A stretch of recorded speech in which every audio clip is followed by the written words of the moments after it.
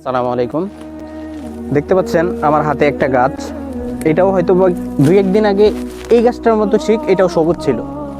এটাও 2 দিন আগে ফল দিয়েছে, ফুল দিয়েছে, তরতাজা ছিল।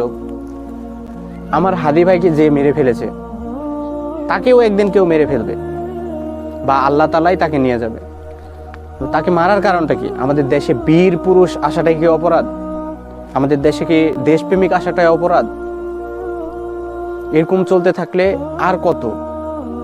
তবে হাদি ভাই যেটা বলেছিল যে আমাকে কেউ যদি মেরে ফেলে কিচ্ছু করতে হবে না, শুধু তাকে ধরে মৃত্যুর বিচারটা করতে হবে, তাহলেই পূর্বের প্রজন্মটা হাদির মতন হাদি তৈরি হবে। তো আমরা বিচার পাবো কবে? আমরা বিচার পাবো কবে? আমরা বিচার দেখবো কবে? আমরা কি বেঁচে থেকে আদৌ বিচার দেখতে পাবো নাকি পাবো না? জাতির কাছে প্রশ্ন।